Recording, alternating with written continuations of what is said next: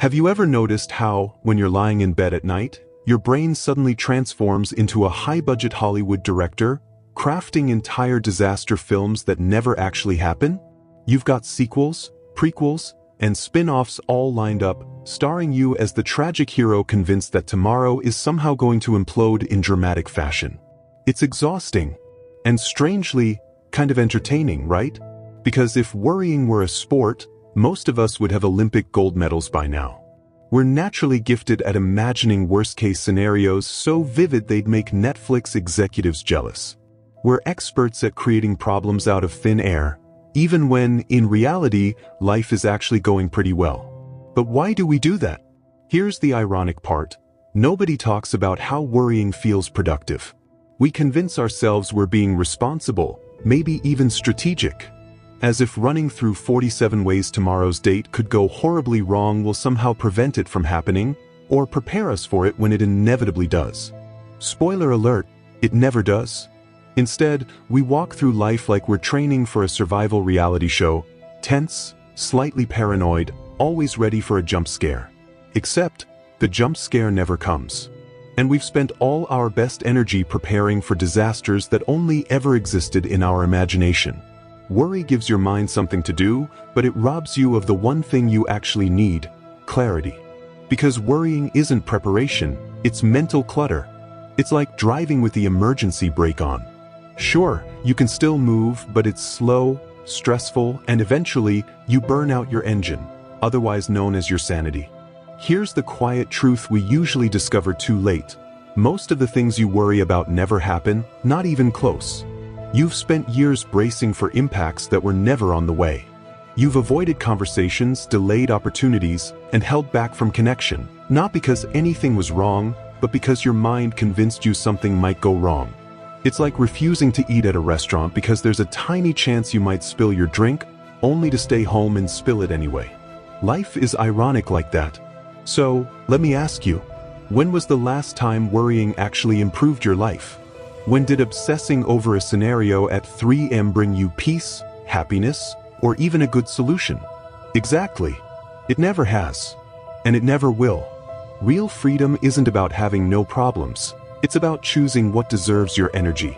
It's about realizing that not every thought your brain throws at you deserves your attention. Some thoughts don't even deserve a second glance. And once you truly see that worry is optional, something incredible happens. Life begins to flow. The anxiety begins to dissolve, not in a grand, dramatic moment, but quietly, gradually. The chaos starts to settle. Situations that once overwhelmed you become manageable.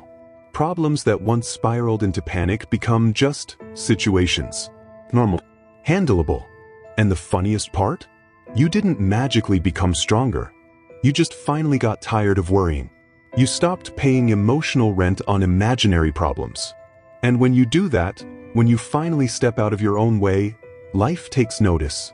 It's almost as if life had been waiting patiently for you to stop blocking the very peace, clarity, and ease that you've been craving all along. Here's something else we rarely realize. Worry doesn't just steal your peace. It quietly steals your potential.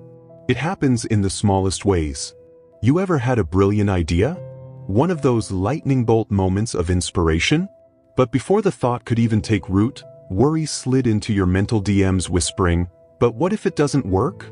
Suddenly, that spark of inspiration turns into a cautionary tale. You start thinking, maybe that's true. Maybe it won't work out. And just like that, you talk yourself out of something before it's even had a chance to breathe.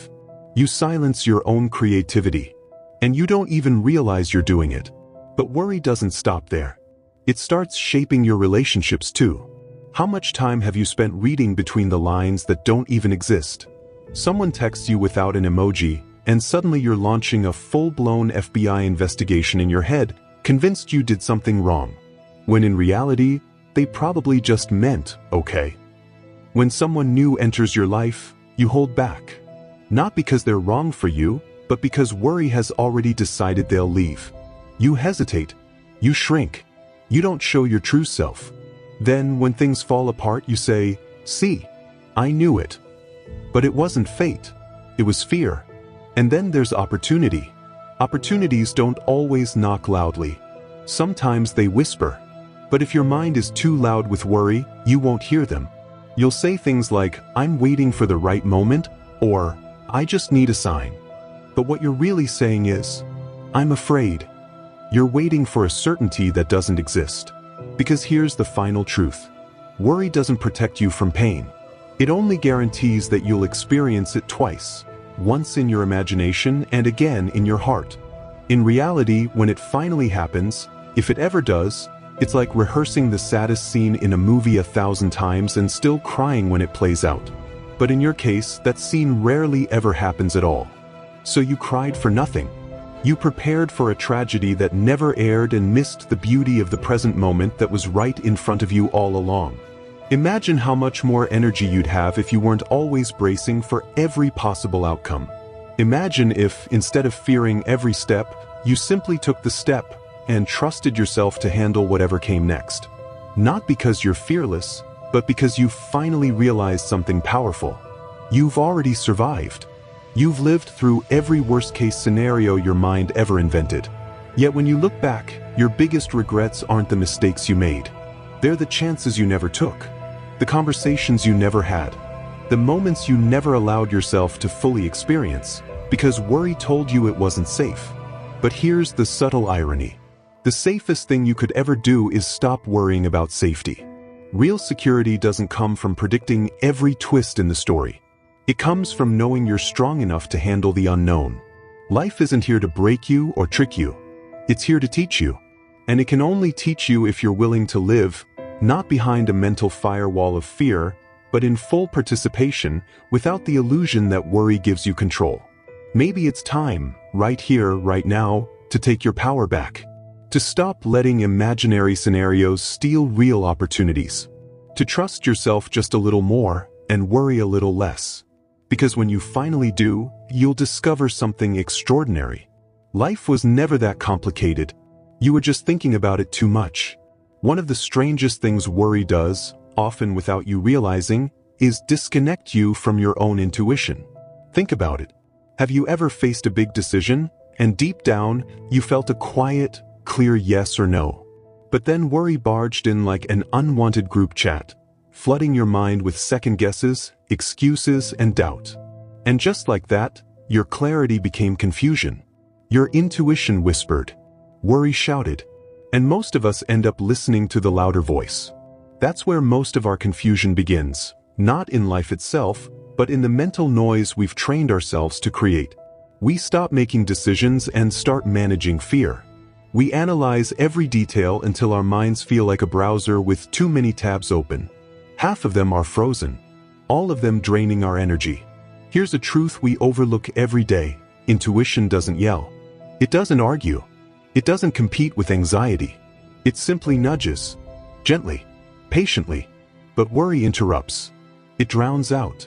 It even mimics intuition, pretending to be wisdom when it's really just fear wearing a clever disguise. We often mistake worry for being careful. But in reality, it's just caution that's turned toxic. And the longer you live in worry, the less clearly you hear your inner guidance. Your gut feelings start to fade. Your instincts feel unreliable.